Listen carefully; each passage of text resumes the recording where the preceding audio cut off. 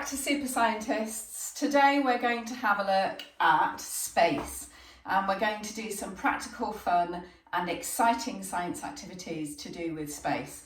So today, Key Stage 1, I'm going to ask if you could make some cake pops or chocolate pops, and they're going to be cake pop planets. I've got some ideas for you. I'm just going to reach behind me to get them off my tray. If you've got one of these machines, which are cake pop machines, then that is absolutely brilliant. You can make your cakes in there. If you don't have one of those, then that's also absolutely fine. You can make your cakes normally, like you would normally make them in a cake tray in a muffin tin. And then when they have cooked, what you can do, so I'm just going to put this down, is you can wait until they have cooled down, and then you can break them apart and you can mix them back together again with your hands. It does get a little bit messy, but it's really good fun. Mix them back together again with your hands with some butter icing, and they taste really nice afterwards, and form a round shape to look like a planet. And then what you can do is you can get some different food colourings inside some icing. I've got red one here. I've got a blue one here. Oh, let's talk about why it would be red. If it was red, then I would be making Cake Pop Mars. If it was blue, then I would be making Cake Pop Venus. And if it was yellow, then I would be making Cake Pop Saturn. So let's say, for example, that you don't have any flour because it's a bit difficult to get hold of at the moment, and ingredients are in short supply. What else could you do to make your planets? Well, you could use some other things. I've got here a slice of white bread that you could use. Just take the crusts off. I'm going to put this down for a second. Take off the crusts because it's easier to mould if there are no crusts on the bread. And once you've done that, place that to one side, you can take your bread and you can form it with your hands into a nice ball, like so, which forms like a planet just out of bread, compressed bread. And then what you can do is you can dip that into your different food colourings to make different coloured planets. And you can get a cocktail stick. Stick your cocktail stick into your bread once you have dipped it into the different colours. If you don't want to use icing with it, because icing and bread perhaps don't taste very nice together, although to be honest I do like an iced finger, which is just a bread roll with a bit of icing on the top, so it's up to you really. If you don't want to, then you could just colour the bread and mix it, but it does get a bit messy on your hands. If you do it this way and you colour the bread, you can dip it on a cocktail stick and then you can dip it into the different colours. So for example, say we were going to go for Mars here. I'm just dipping that in my red food colouring now so that I can lift it out and show you. There we go, look. And then you can stand that, your cocktail stick, so that your bread cake pop can dry or your normal cake pop can dry, or whichever one you decide to make is absolutely fine. If you don't have any of those, then here is another practical suggestion to make it really fun and exciting. Lindt, the little round chocolates are already round. You could just dip them into the different food colourings and stick a cocktail stick in them, and you could eat them later. Talk about which planets you're eating so that you understand the different planets. If you want to do Earth, you could do blue and green and mix it up a little bit, which would be good. Maybe you don't have any of those and you have some chocolate bars. This could get a little bit messy, but as you know, chocolate melts when it's left out and it's really mouldable. So it's good for you to mould that into shape.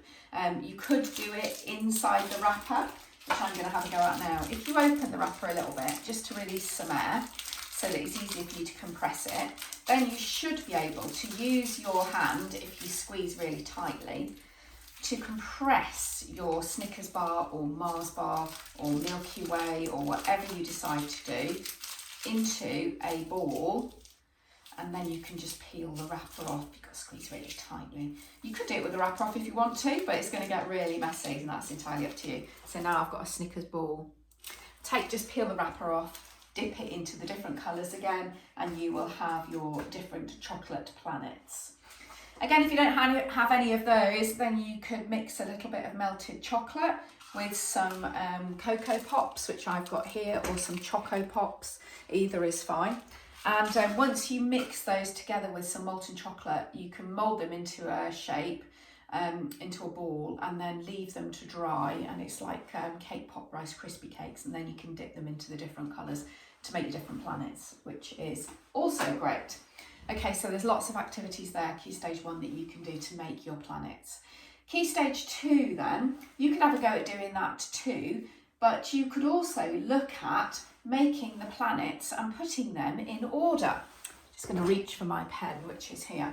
You've probably heard the rhyme. I'm going to write it on this side and come around that way so you can see me, so I can write right-handed. If I move the board in like that, you should be able to see. You've probably heard my very easy method just speeds up naming planets, which gives you your planets in order. So let's remember what they are. Mercury, Venus, Earth, Mars, Jupiter, Saturn, Uranus, Neptune and Pluto. Pluto was declassified as a planet and because it was considered to be too small, and then it was reclassified as a planet again. And at the moment, it still remains on this list.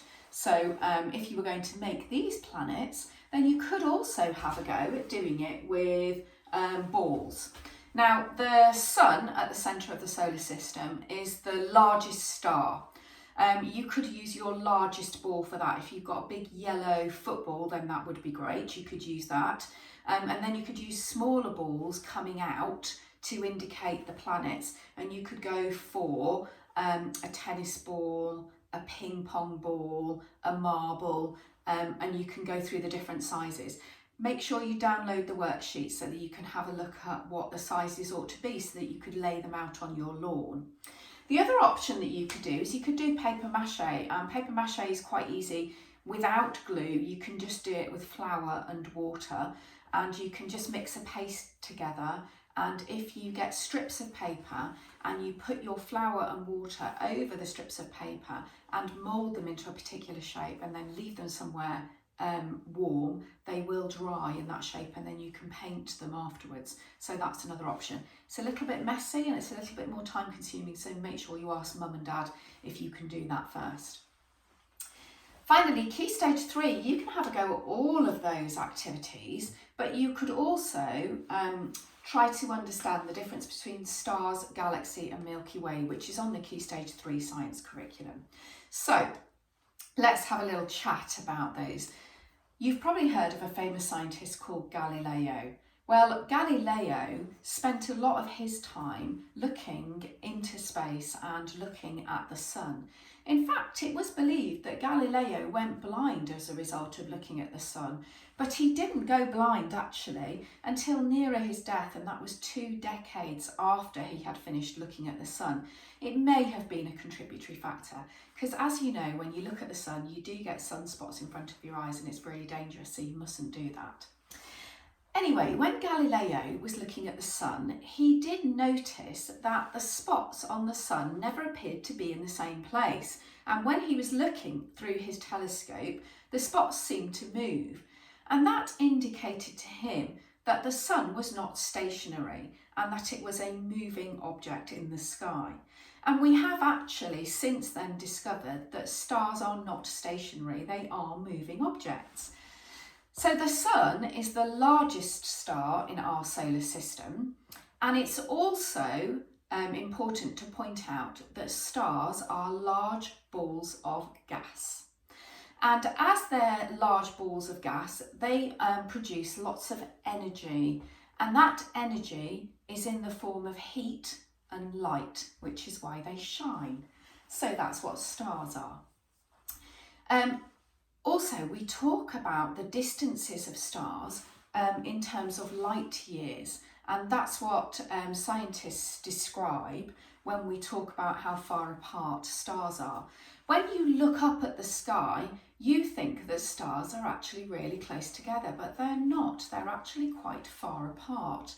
And in fact, 1 light year is equivalent to 10 million kilometres, which is huge when you think about it. Scientists also say that, in fact, space is not as far up as you think. It is less than 100 miles away. And for us, I'm based in Market Harborough in Leicestershire, that is closer than London. But obviously there's a bit of an issue in the way, and that is getting up to space because of gravity. Perhaps we'll do another workshop on rockets later.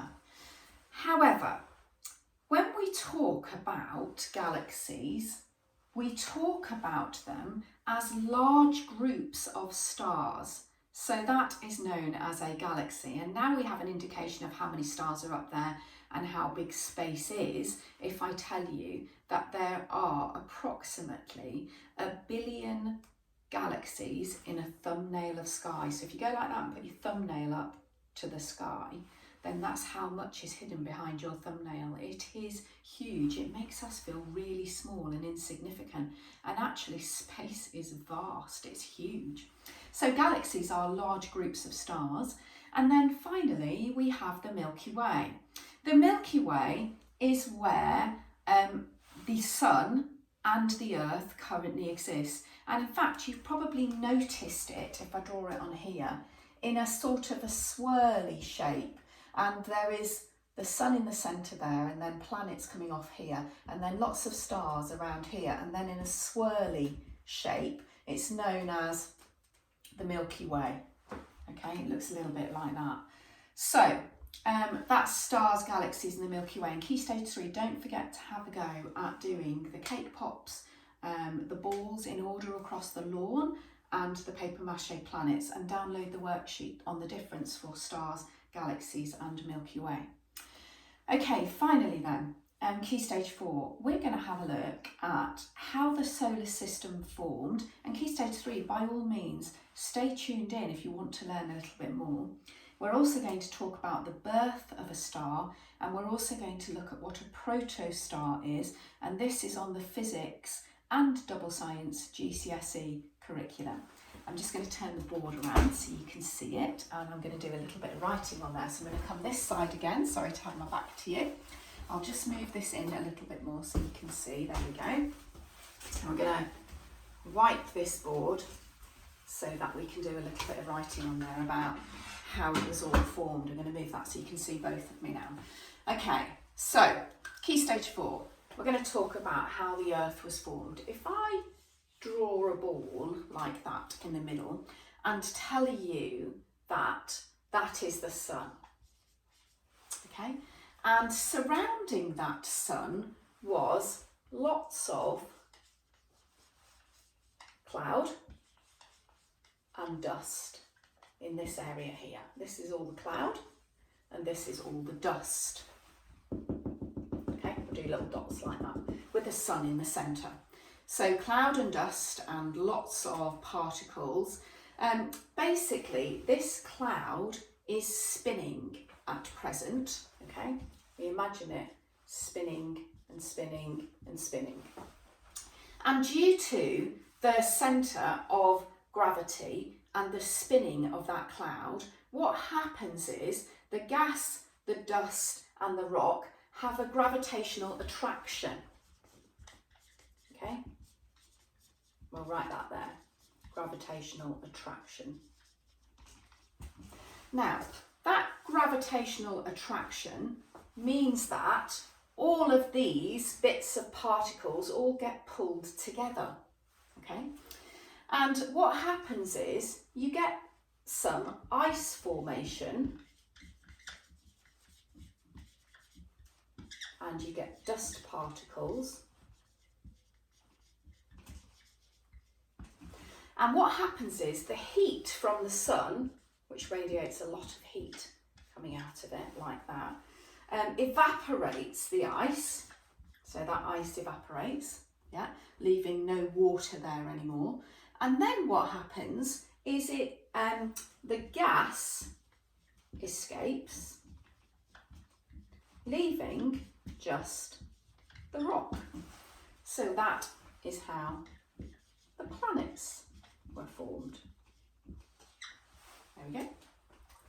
Okay, so now we understand how the planets were formed, it's important now to talk about how a star was formed, the sun in the centre. So we'll have a go at doing that now. So stars are basically, I need to get a new pen for sure. Stars are, as we said before, lots of particles that are pulled together. Okay? Particles pulled together. Once those particles have been pulled together, the clouds merge. Those particles of dust, they all merge together. And then what happens is once they've merged together, they become concentrated. When they become concentrated particles all merged together, they are known as a protostar. Okay, so that's a star formation. What happens now is that protostar becomes denser. Okay, and as the protostar becomes denser, the particles inside it start to speed up. We know what happens about collision theory, don't we? So the particles speed up and then they collide as they do that, according to collision theory, which in turn produces greater heat.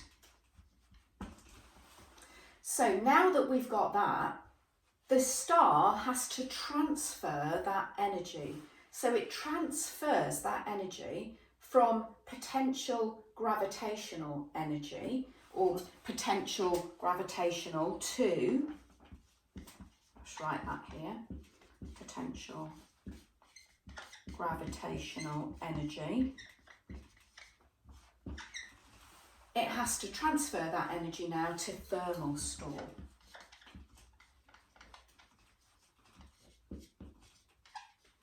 Thermal store means heat, huge amounts of heat.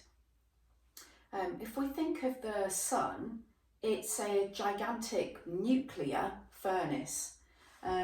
Hydrogen burns into helium at hundreds of millions of degrees. Huge, massive. So once it's done that, the nuclei of hydrogen atoms, H atoms, so the nuclei of the hydrogen atoms fuse to form helium, which we just said up there, where hydrogen burns into helium at hundreds of millions of degrees. Energy is released, it becomes a lot hotter during that process, and that means that the star begins to shine, and that's how stars are born. It's pretty amazing, isn't it? Okay, so well done Key Stage 3 if you stayed tuning in to learn a little bit more about star formation. Please don't forget to download the attached sheet, which has got some GCSE past questions on it. I hope you enjoyed the workshop on space today. It was a little bit short, but there's a lot of practical activities for you to do, and I hope you tune in tomorrow for the next workshop. Okay, thanks very much. See you everyone. Bye.